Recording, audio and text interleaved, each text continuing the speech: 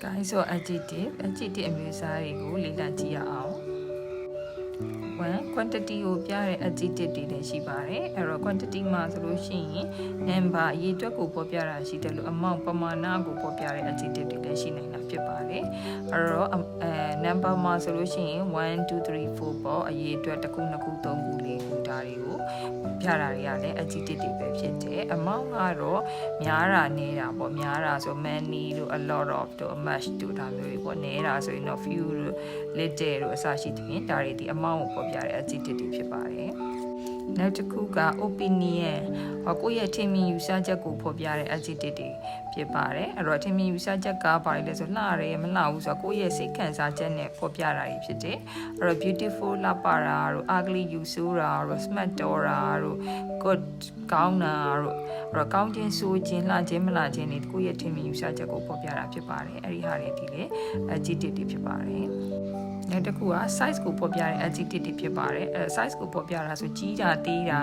တူတာရှည်တာမြင့်တာနှိမ့်တာဒါတွေဒီ size ကိုဖော်ပြတဲ့ adjective တွေဖြစ်ပါတယ်အဲ့တော့ small တို့ big တို့ large တို့ long တို့ tall တို့ height တို့ဒါမျိုးဖြစ်ပါတယ်နောက်တစ်ခုက age ကိုဖော်ပြတဲ့ adjective ဖြစ်ပါတယ်အဲသူကအသက်ကြီးတာငယ်တာဟိုတာဟောင်းတာတစ်တာဒါတွေဒီ age ကိုဖော်ပြတဲ့ adjective တွေဖြစ်ပါတယ်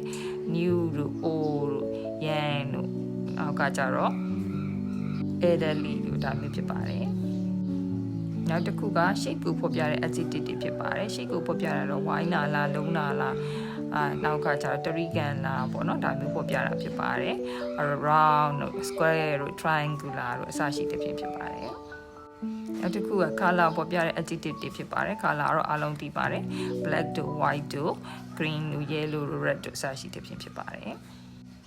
နောက်တစ်ခုက origin ကိုပေါ်ပြတဲ့ adjective ဖြစ်ပါတယ် origin ဆိုတာကသူ့ရဲ့မူလဇစ်မြစ်ပေါ့အဲ့တော့ American လောက်ကားလားဂျပန်နိုင်ငံလောက်နာရီလား Switzerland လောက်နာရီလားဒါမျိုးအစရှိတဲ့ပေါ်ပြတာမျိုးဖြစ်ပါတယ်ဥပမာ American car Japanese Japanese watch တို့နော်ငါကြတော့ပါရှိတယ်ဆိုလို့ရှိရင် Mexican hat ဒါမျိုးတွေဖြစ်ပါတယ်နောက်တစ်ခုက material ကိုပေါ်ပြတဲ့ adjective တွေဖြစ်ပါတယ် material ဆိုတာကဒီနောက်တစ်ခုကိုပြုလုပ်ထားတဲ့ပစ္စည်းအမျိုးအစားပေါ့ဥပမာ nylon နဲ့ပြုလုပ်ထားတာလား cotton နဲ့ပြုလုပ်ထားတာလား wool နဲ့ပြုလုပ်ထားတာလား wood နဲ့ပြုလုပ်ထားတာလားအဲ့ဒါမျိုးကိုပြောတာမျိုးဖြစ်ပါတယ်နောက်ဆုံးတစ်ခုကတော့ purpose ကိုဖော်ပြတဲ့ adjective ဖြစ်ပါတယ်သူကဒီ noun ရဲ့သုံးစွဲဖို့အတွက်ရည်ရွယ်ချက်ကိုဖော်ပြတဲ့ adjective ဖြစ်ပါတယ်အဲ့တော့တောက်သုံးရေဆိုရင် drinking water ပေါ့အဲ့တော့စားသုံးစီဆိုလို့ရှိရင် cooking oil ပေါ့ဒါမျိုးဖြစ်ပါတယ်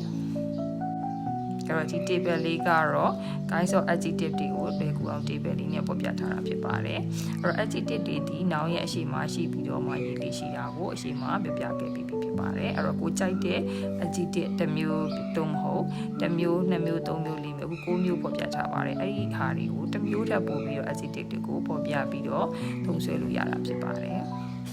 အဲ့တော့ adjective တွေကို noun ရဲ့အရှိမထားပြီးတော့သုံးဆွဲလိုက်တဲ့အခါမှာဒီ noun ရဲ့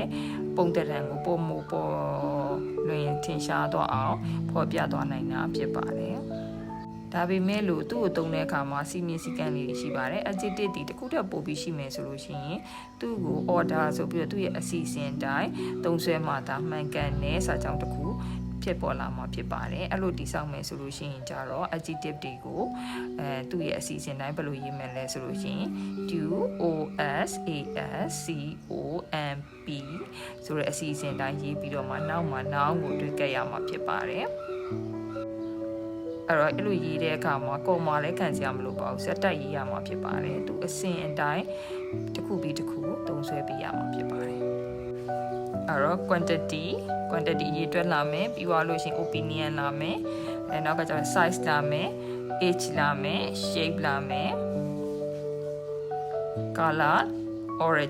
origin material purpose ပြီးတော့မှ noun ကိုသုံးဆွဲရမှာဖြစ်ပါတယ်ဒါဆိုရင် full adjective အမျိုးအစားအကုန်လုံးကိုမျိုးလုံးကိုသုံးဆွဲထားတဲ့ example sentence လေးတွေကိုလေ့လာကြည့်အောင်အဲ့တော့ဒီ sentence လေးတွေကတော့ adjective ကိုမျိုးလုံးကိုထည့်ပြီးတော့အစီအစဉ်တိုင်း order တိုင်းရေးထားတဲ့ sentence တွေဖြစ်ပါတယ်ပထ ထမတစ်ချောင်းကတော့ adjective ကိုမျိုးပါပါတယ်နောက်တစ်ခုကတော့ adjective ကို10မျိုးပါပါတယ်နောက်တစ်ခုကတော့ adjective 9မျိုးထည့်ပြီးတော့ example လို့ပြထားတဲ့ sentence လေးဖြစ်ပါတယ်ဒါဆိုရင်တော့ဒီ guys and order of adjective ကိုနားလည်ပြီလို့ထင်ပါတယ်နောက်ဗီဒီယိုဒီမှာပြန်တွေ့ကြရအောင်